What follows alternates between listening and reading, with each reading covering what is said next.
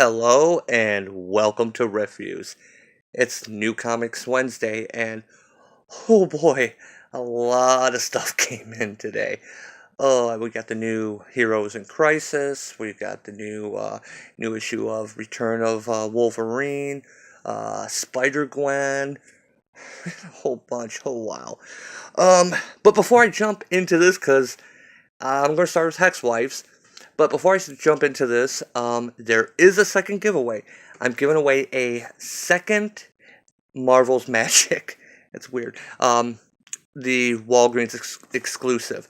I just sent out Tech and Arts winner from last week. I just sent that out today. I apologize. I wasn't able to get it out earlier in this week, but post holidays it's been kind of crazy. But it just went out in the post today, so you should have it by Monday.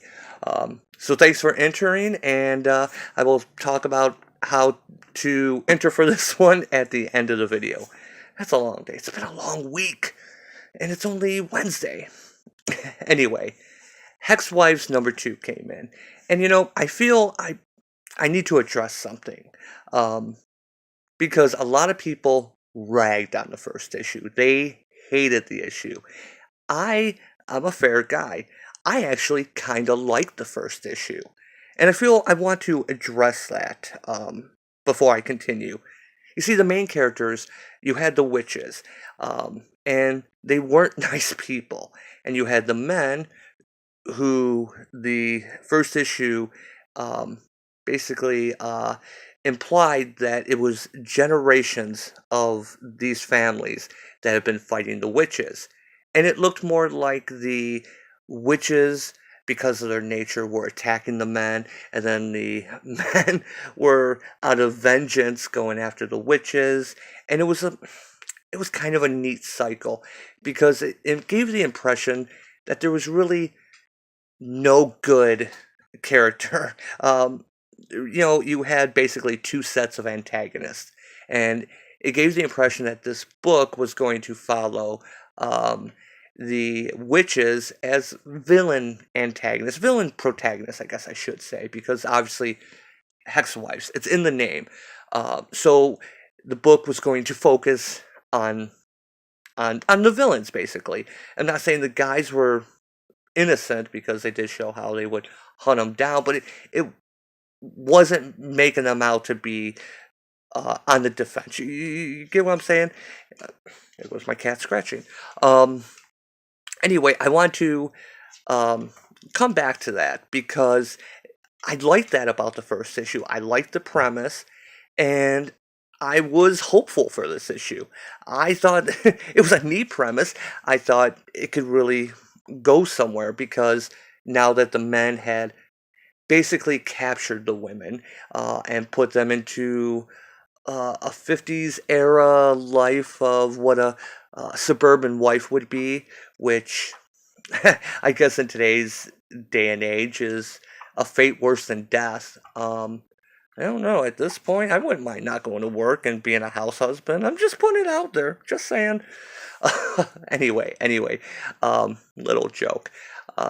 So yeah, I had a lot of hope for the second issue, and this issue sucks. I'm getting it out of the way. I My hopes were really, really let down, and so I'm going to take a look at this, and there's really, I don't think there's really a lot to cover in this book, because you really only have a couple pages that push the plot forward. So anyway, we're just going to get in, because it just starts out, boom, right at the cover.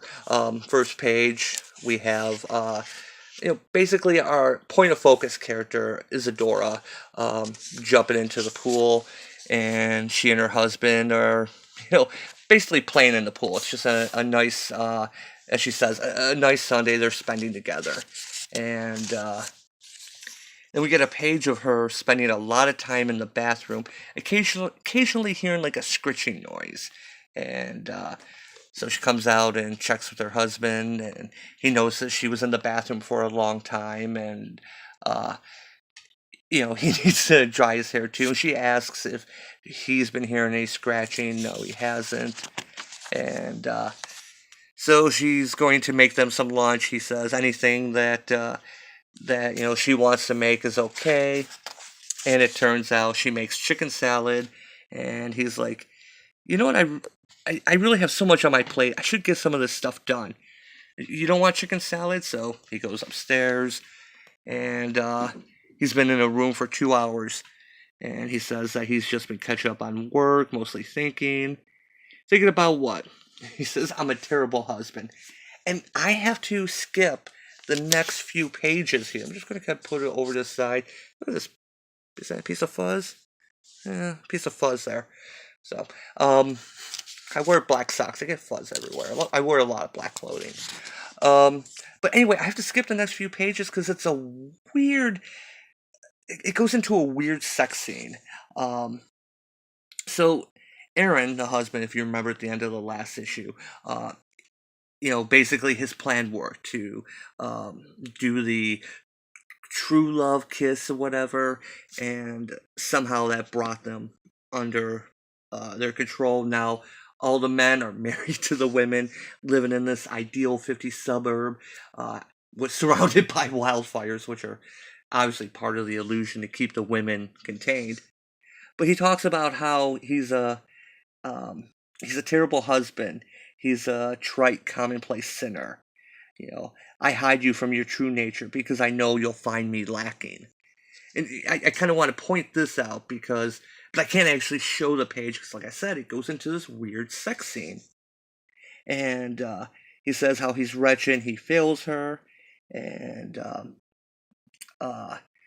then he just goes into this. He's crying, then he goes into kind of having sex, but what can I say? What can I say on YouTube? Doesn't actually penetrate. And then, he kisses her and tells her how wonderful she is, and he's going to hop in the shower. So now it's safe to come back over to here, because he's about to leave, and he seems to be more or less back to normal, asking her what she's going to do. So she's going to go visit her friend because she goes over to see Nadia with a bottle of wine. And they start talking about their husbands and that. Nadia just makes, put her down, just makes cakes all the time and doesn't feel she's very good at it. Her husband comes in, and her husband Eric, when they see a spider, he comes in and kills the spider, and allow me, milady. I can't help but think, that's on purpose. I'm surprised he wasn't wearing a fedora. So he kills the spider, yay. And, you know what? I didn't pick up American Carnage last week. I meant to, and the shop was out of it. I might have to come back to that one. That actually sounded kind of cool. So Eric says, my work here is done. Again, does the my lady, and the way they're kind of, his body language just looks like your typical, what do they call him? The fedora wearing type. He's just missing the fedora. So, yeah, they keep you on your toes. Off balance is, I think, the word. I'm glad it's not just my Aaron. So then they start comparing about the other women and their husbands, and Butters has decided to join me. She's been doing this a lot lately. Come on, silly butt. Anyway, so Ryan puts Becky on a pedestal. You see a little bit of this. June's husband is patronizing. Bradley treats his wife like a child, and his child like she's mad. She's the one with all the cats. So as she's on the phone, I guess she's left for the day now. They're talking to one another. They're talking about all of the cats, and the one cat jumps into a cake, and again talks about all houses have secret passageways. Yeah, that's important. So speaking of cats, really, this is exactly what cats do. You're gonna do this. Get out of it. Come on. So anyway, went over to hang out, have wine. She comes home, they talk on the phone, and Aaron comes back, and she makes dinner, roasted turkey, and Aaron tries to make the joke. Couldn't I just have a chicken salad sandwich? Bad husband, so not funny, so funny. This looks wonderful, Isa. What did I do to deserve such fortune? They have this creepy panel here, and I'm going to have this ends here soon. Now we've gone through almost the whole book. Um, it's kind of like a look into their lives, but it's not a good look. But I'll come back to that. So they're going to bed, and Aaron says he has to leave work early, and she hears the scratching again, and so they go to sleep. But she ends up getting up after he falls asleep, and she finds there is indeed a secret passage. And what is in the secret passage? Last page, I'm not going to show. But it is the reason why I'm not showing it is because it's a topless old woman in a wheelchair with IVs hooked up. And, she says, finally, Isadora, and she's been the one scratching. So that's the big thing. That's, if you remember, in the last issue, Aaron opened the door and looked like he had a witch and a silhouette of someone in a chair, but it's probably a witch from the previous generation that was still alive, because the witches get reborn. So this is probably one of them that was still alive, has been captured, basically put on life support, and they're probably using her to do whatever. Go ahead and play with it, Butters. This is the most fun anyone will have with this book. Knock yourself out. Yeah, go ahead. Yeah, go ahead, you chubber. So yeah, this book is, I had hopes for it, and it's not good. This issue, we see a lot of the basically the home life, what's happening to the witches, and yeah, you could say about their true nature. They're being basically kept prisoner in an idyllic 50s life. But remember, in the first issue, they say that sometimes the witches never, in their next life, never discover their true self. So whatever happened in this one, because as we saw during Katrina, which was just about 15 years ago, 13 years ago, it was in 2005. So these women are obviously over the age of 15, so we know that they've already been alive.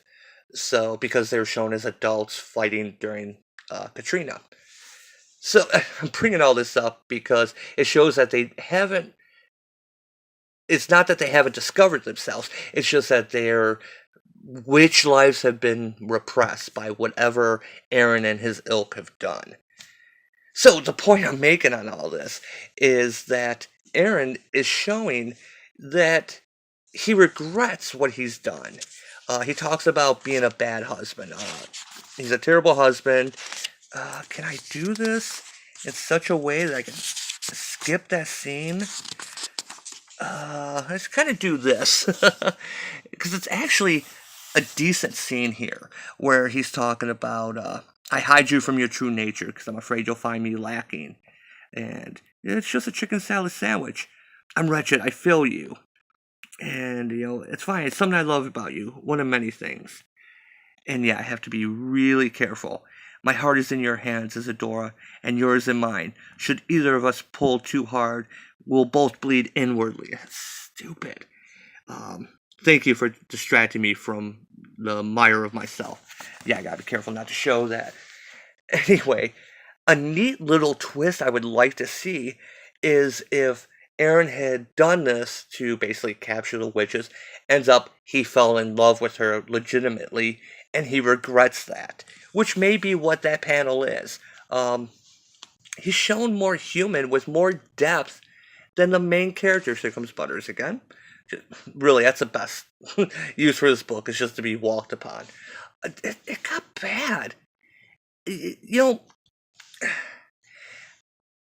obviously supposed to root for the witches. The book is Hex Wives.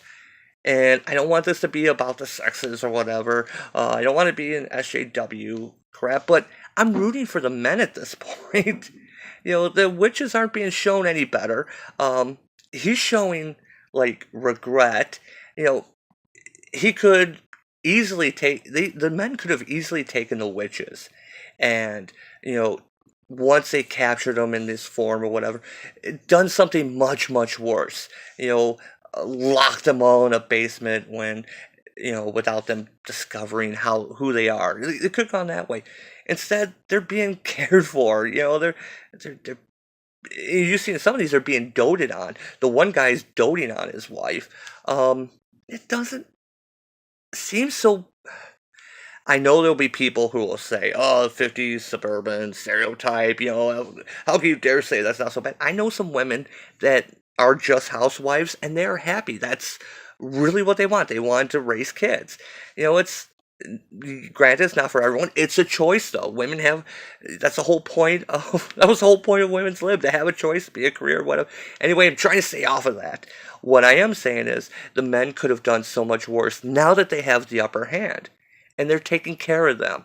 You're seeing Aaron, who's showing regret. Weird sex scene notwithstanding. Of course, that may have something to do with whatever spell they're doing. Anyway, there's like two decent pages. The page I showed you with Aaron, and then the last page twist. Everything else, like the previous issue, has bad pacing. They're showing the weirdness, the almost like they realize in the back of their head that they're not at their full potential, but it's a fine line. They're not showing it. This book sucks. That first issue had a good premise. I was looking forward to it. And like I said, I was one of the people, everyone ripped on the first issue of Hex Wives.